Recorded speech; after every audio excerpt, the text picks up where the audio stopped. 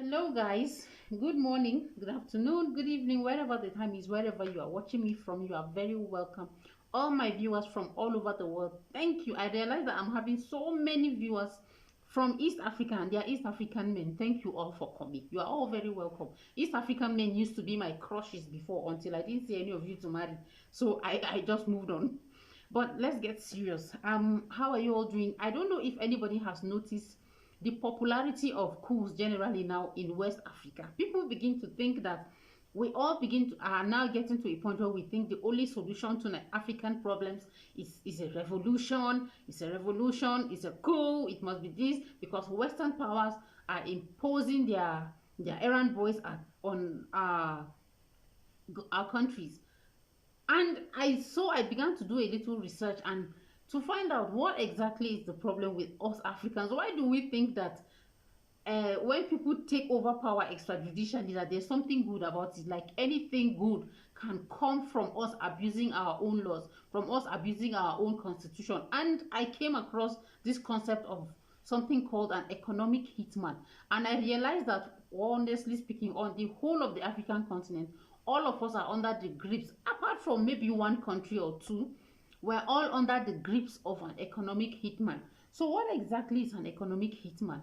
An economic hitman, in simple terms, from what I was able to gather, is somebody that is sent basically to do everything that he can to sabotage the economy of developing countries. Okay, usually they do this by giving us money, by giving loans. There are two things involved.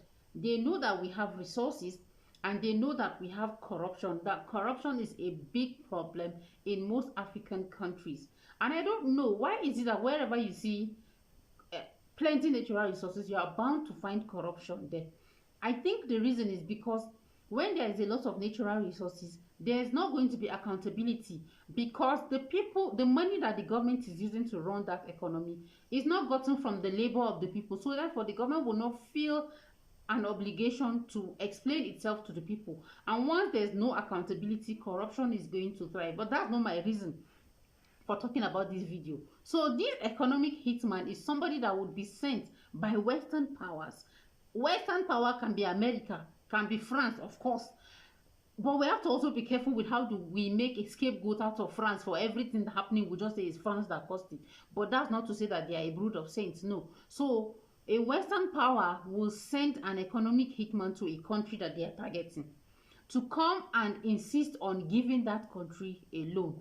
Whoever is the head at that point in time in the country can decide to play ball or not to play ball. If you do not play ball, then they will find a way to eliminate you. And that's one of the reasons why we must question the deaths of all these people who died. They were revolutionaries, and today they are no more, just at the point where they were about to change the fortunes of their country. Let's say Thomas Sankara, who said that it is better for us to prioritize safe drinking water for everybody than champagne for a few. And then that man was cut short in his prime.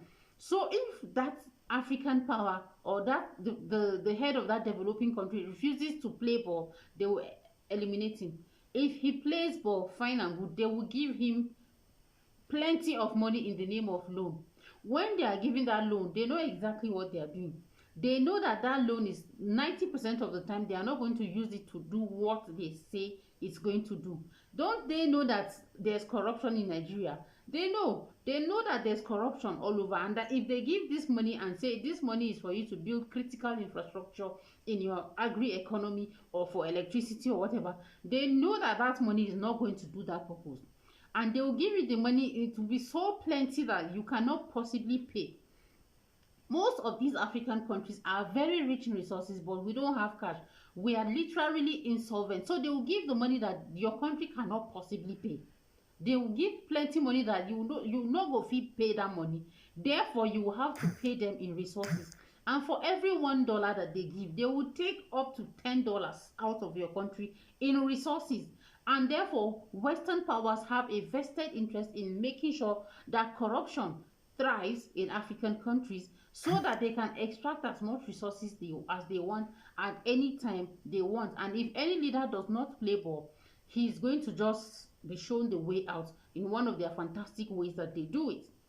And when coups began to to, when the wave of coups began to come all over Africa, and people were beginning to hail, like, yes, we have to send the colonialists out, we have to send the neo-colonialists out. I was like, yes, it's good that we send the neo-colonialists out, but we also have to make sure that the people we're replacing them with are people who have African interests at heart. And it is also important that we understand that the best resource that we have as a continent is between the ears of our citizens. And if we do not invest in Africans, we are never, all the resources in the world is not going to ever help us. We will need to come to the negotiating table, yes, as equals. We're not going to come there as beggars, okay? Where they will tell us, okay, no, we must carry this, we must carry that, you need us to survive. Now we know that we don't need Western powers to survive, but we need strong laws to survive. And that is one of the reasons why I have problem with all these coups that were taking place all over West Africa. Because what we are doing is that we are undermining our own governments, we are undermining our own laws that state that this is the procedure from which a government can be changed from one government to the other. When we continually undermine our laws, it's only a matter of time before these people that are watching, economic vultures, let me call them that now, are going to swoop in and take advantage of our lawlessness in order to continue to do that which they were doing again. Okay, so we have to be wary of economic hitmen. One of the things that they will do in order to continue to keep us perpetually enslaved is part of this money that they've stolen out in resources, they will send a little back of it back as aid, and this aid has not helped Africa in any way. There is no country that developed from aid. None. Any country that was third world with us a few years ago, maybe a few decades ago, that has become developed or has taken strides in development, one of the first things that they did was to reject aid and become self-sufficient. Let me give you an example. When they bring their aid, maybe they will send plenty shoes or whatever it is. You will remember that you have a neighbor who is trying to make shoes, that you are going to choke the economy of your own local production.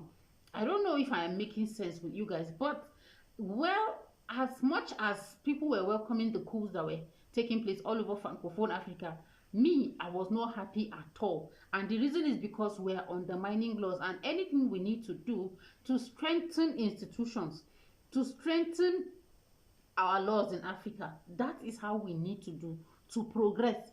Okay, so let me challenge you, if you are listening to me, to take your time out to study about economic hitman, who an economic hitman is, because the future belongs to us.